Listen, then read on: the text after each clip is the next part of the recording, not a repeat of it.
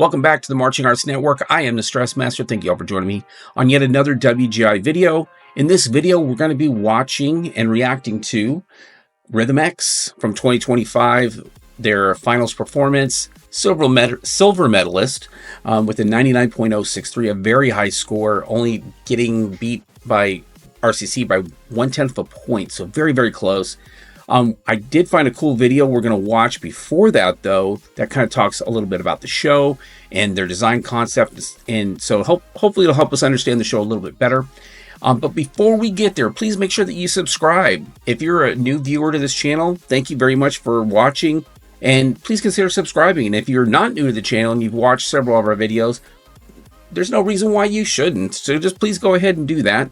And we would really, really appreciate it. I also want you to know that we have a YouTube page where you can find lots of cool stuff. We have tons of videos. You can see here over 260 videos. You're going to find something that you like. Different playlists where you can look at from different categories. We also have our YouTube store, our Marching Arts Network store, where you can look at cool merch that we have to offer. You click on this, it'll take you to the actual site.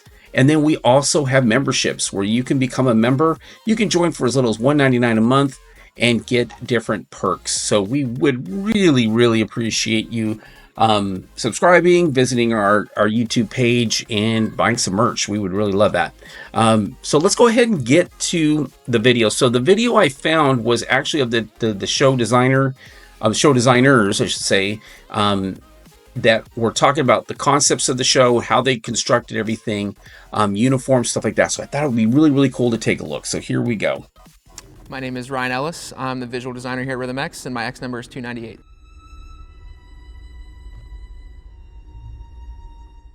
Rythym X's 2025 production is entitled Hands of the Creation. So the show this year is centered around Michelangelo and not sure what his X number. I wonder if that's a the show begins specifically number with the of moment person that we that's imagined been Michelangelo in the Sistine Chapel, unpainted, looking at what we imagine to be one of the most intimidating blank canvases that anyone has ever looked at. And that led us to exploring what the possibilities were that could have been running through his mind. How much of that painting did he already see? How much of it was discovered through the process of painting? And we like to use that as the inspiration for the creative journey that we go on throughout our program. My name is Tim Jackson. I'm the battery arranger and show designer for Rythym X, and my X number is 25.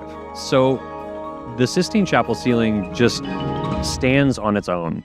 It is a masterpiece, a work of art that needs no description and honestly just can't be described accurately or appropriately. You need to see it to believe it, and to understand the talent that the artist had in creating it. At some point in the process, much like developing an indoor percussion show, the artwork starts to speak to you.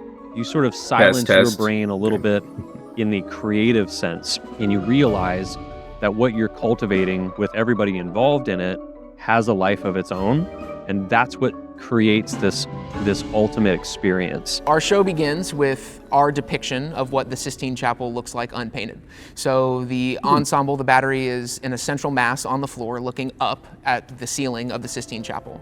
Our prop structures are covered, and we do that for two reasons. One of which is that we were inspired by the thought process of seeing the Sistine Chapel covered in drop cloths. That was something that we thought was intriguing. One, for its relevance to painting.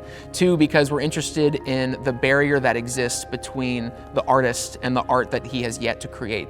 And so what we do is we cover up these things that are going to come later in the show, because at that point in time they are unknown to Michelangelo and them. We have this moment where we uncover one of our snare drummers in the middle, and he comes to life. He emerges from all of these drop cloths that are laid over him that would have been in the chapel when the painting is occurring, and it's not super abstract. It's actually pretty. We sort of get a little bit of a taste of the very first string sound that we've heard before his action inspires everybody to play for the very first time. So the props are comprised of a couple different functions. The first of which is a ramp that leads us up to a stage that performers are able to be elevated on. We wanted to be able to create a place where we could reveal a multitude of hands that are revealed throughout the show. So there's 2 layers of curtains that allow us to put performers behind there. We can reveal whatever parts of them we want to in whatever way we want to. And obviously there's a lot of emphasis on the hands because of the show That's really concept. creative. The perimeter of the prop is the exact trim that exists on the Sistine Chapel. So we tried to make this as literal of a depiction as we could to pay homage to what exists on there. There's always something unique on the inside of them. There's always some sort of new, fun thing that's about to emerge from this prop every time that you see it. Something that was behind the curtain that wasn't there before and is now taking the stage. And that introduction of ideas has created a really cool way for us to highlight different sections of the group, as well as create a lot of different moods, creating a mood of surprise or one of mystery. For the costuming, it was really important to us that we were able to pull I'm really some liking sort what of I'm literal seeing. depiction of what we're doing Very cool. without making the costume overly a period piece. We didn't want to look like the historical representation of Michelangelo, but we did want to be true to what he was doing. And so there are elements of the costuming that pull from what we imagine Michelangelo's creative process being. One of those things is the depiction of splattered paint. So we wanted the costume to be able to pick up the fact that through his journey of painting the chapel, it likely got messy. And so we wanted to be able to showcase that in a multitude of different ways. We also depict the hands from the creation of Adam very literally on his back. One, it was really important to us that we were able to see that depiction literally. But 2, we also wanted to make sure it was in a place where it remained unbeknownst to the person wearing it, which is why we put it on the back. This is an idea that he is yet to have. This is the culmination of what this chapel is going to become.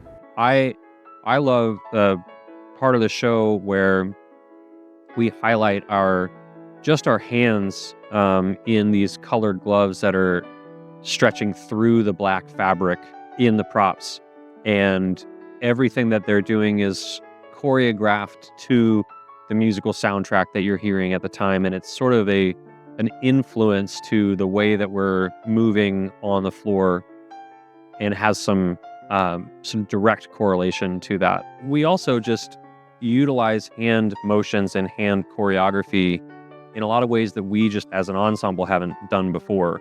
We wanted to experience and experiment with more variety for hand gestures, shapes, formations, movements, things that would be a surprising utilization of hands, a surprising presence of them, because there's so much intricacy and beauty in hands themselves, and obviously they are responsible for creating what it is that we They have a create. heart. We use our hands to create the sounds that we make. We thought about what would it look like if the entirety of our production happened in the palm of Michelangelo's hand. So on the floor, you're going to see a hand, and that hand is also depicted on the Sistine Chapel, and this also justifies why our props are where they are. So we wanted to be able to tie in the literal depiction of the Sistine Chapel with the metaphorical depiction of Michelangelo's hand. And so what we did is we took our 5 prop structures that are directly pulled from the chapel, and we put them on the tips of Michelangelo's fingers, as though those things are what he's directly in control of. Indoor drumline is not creating music and movement, it's creating a unique once-in-a-lifetime experience.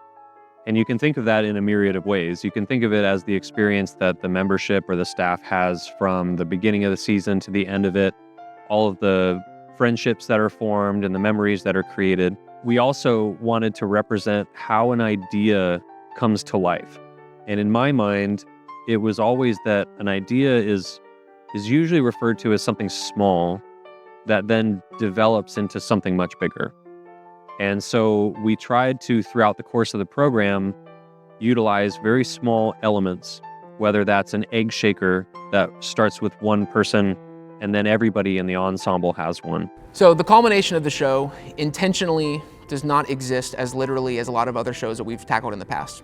One thing we were really intentional about is we wanted to make sure that the audience, when they viewed this production, felt as curious as they possibly could. We wanted to provide as many questions as we did answers.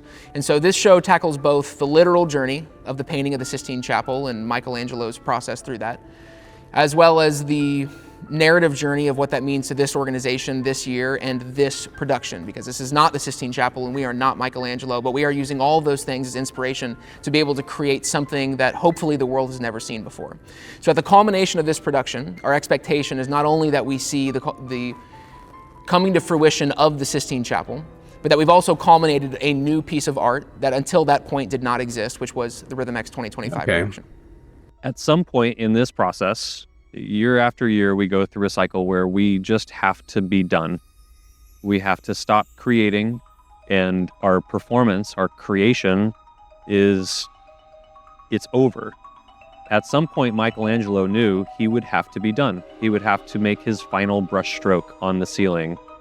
And I can't imagine what it must have been like to stand back from his creation and look upward toward it after that final brushstroke and see not just the beauty in that moment of what he had created, but also to instantly be reminded of everything that it took over those 4 years to create it.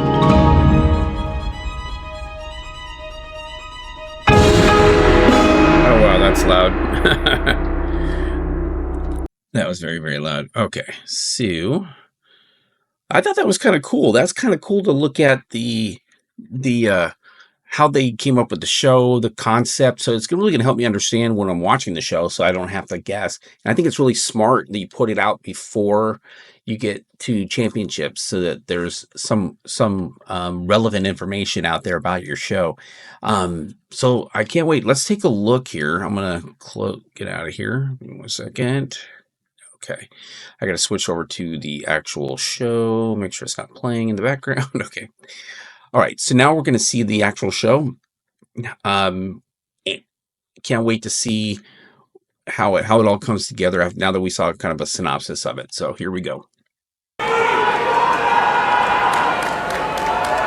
I'll try not to yell over the... their 2025 program, Hands of the Creation. WGI Sport of the Arts is proud to present Rythym X. I do like the costuming. I think it's very period correct. I like the colors.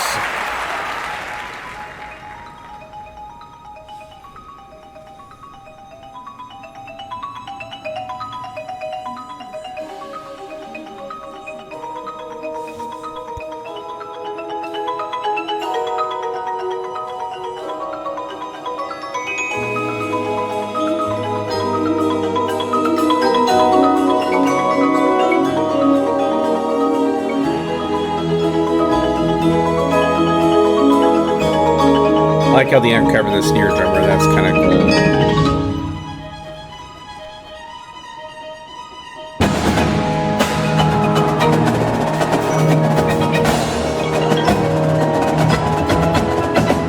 Really heavy movement, which all of them now are heavy movement. I'm going to turn this up a little bit. It's just not loud enough for me.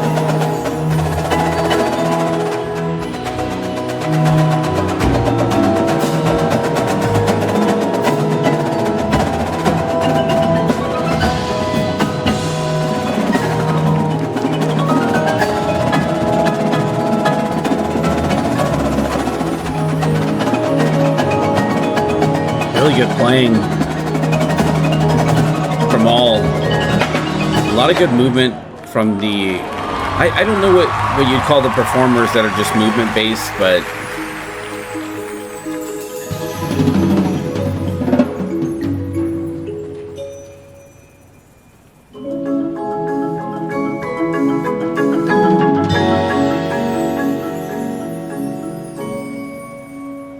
the shaker, the egg shaker.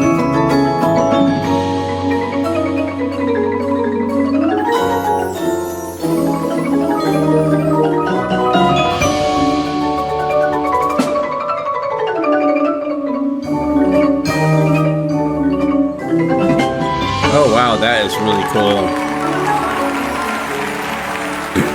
How they revealed the quads.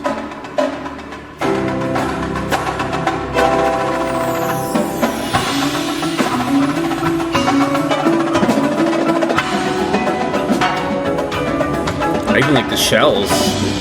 The colors on the shells are really nice. Sorry, it's late here.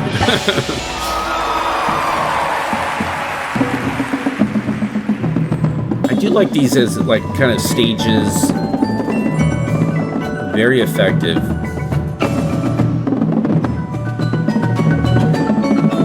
Yeah, bass drums.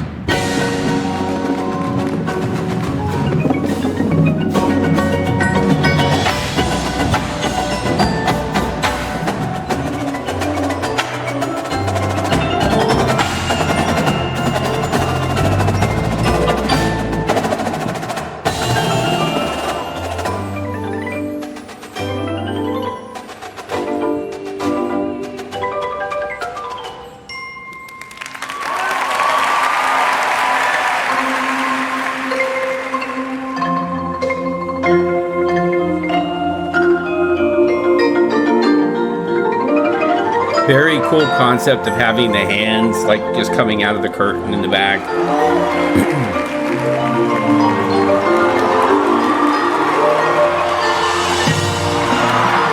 Wow.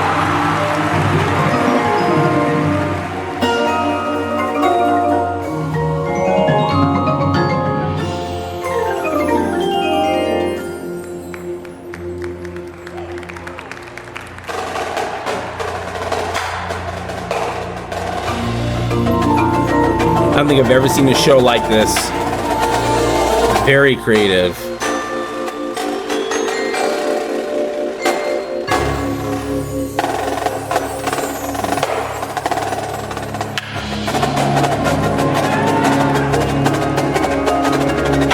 I love the different colors, hands and stuff. It is just such a cool, unique way of telling the show.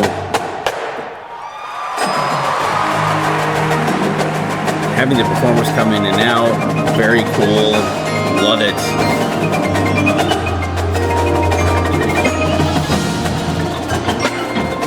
Playing is top notch.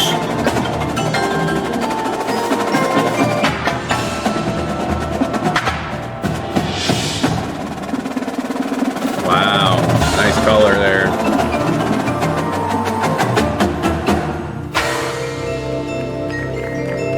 Now the dancers, the movement, gold. Oh, why is it frozen? Oh, I don't know what happened there.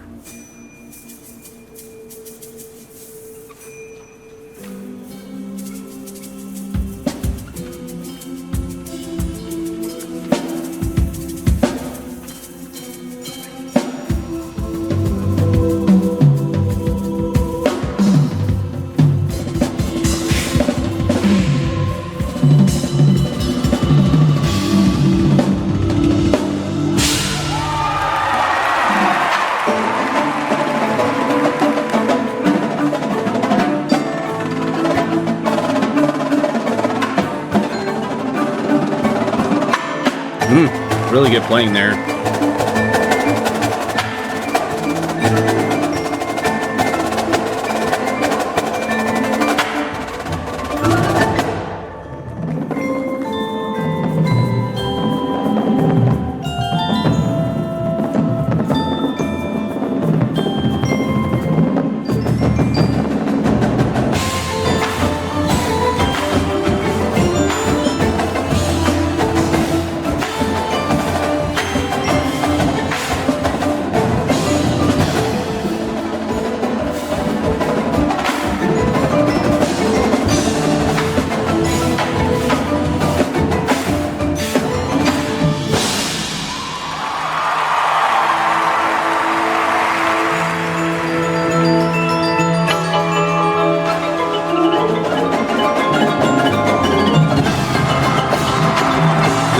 With the cymbal.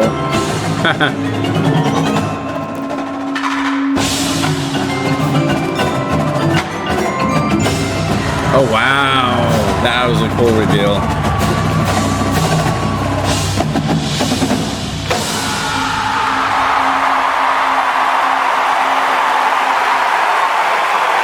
Wow. Rythym X from Indianapolis, Indiana. Such a different show than RCC, right? I mean, it was such a different show. It was more I guess softer is the right word. I don't know if that's the right word, but it was much softer throughout. It wasn't like a lot of like impacts in your face. It was just more melodic, more a lot of things going on visually. Sorry, I have a new camera, so it's focusing in and out, so I'm gonna try not to move as much. But basically just, you know, created a whole different, like, kind of a vibe kind of going on here. I'm gonna go ahead and pull up the recaps. I know we looked at them before with RCC, but I kind of wanted to pull them up together again. Let's take a look at the scores. So when we looked last time, we saw a lot of hundreds going on for both groups. That's why they're pretty close in score, only 1/10 of a point difference. So you can see in Effect Music, they being Rythym X got 100, both hundreds here, where in Effect RCC got a 99.5, and then it flipped here. So it seems to be for almost every judge kind of, you know, contradicted the other one. So they ended up with a 29.813 to a 29.888, so 0.075, so not even a 10th of a point there. In Effect Visual, RCC actually beat them in Effect Visual. I don't agree with that. I think effect-wise, I don't know, maybe it's because RCC had the contrasting colors more often through the show. They had those different props. I did like the concept here where you had people like disappearing, the hands, the different colors of the hands. So I did appreciate that. So I'm going to give Effect, in my opinion, to Rythym X. It was very, very close. I like both of the shows, so it wasn't like anybody was greatly different than the other in terms of execution. But let's look at music. So music, this is where kind of things differed a little bit. So we have 29.5 here, 29.1 and then for the second judge, they got like thirds and fourths here for RCC when they got first for music for Rythym X. So big differences in score here relatively, 0.125. So they gained a little bit of ground there. But then when we got into the visual, 100, a lot of hundreds here, 99s. So 19.925 to 19.875. And then a 99.163 to a 99.063, so a 10th of a point difference. So tell me your guys' thoughts. I mean, I think I like both of the shows in different ways. I did think, once again, Rythym X, I think their show kind of spoke to me a little bit differently. All the cool little things they had going on, they're very innovative, very different, very creative. Just really liked their show too, but we liked RCC as well. So also make sure you guys subscribe if you haven't done so. We would really appreciate it. We just passed 2,600 subscribers, so thank you to those that have subscribed already, and we greatly appreciate it. All right, we'll see you on the next video. Until then, you know what to do. Get a march on.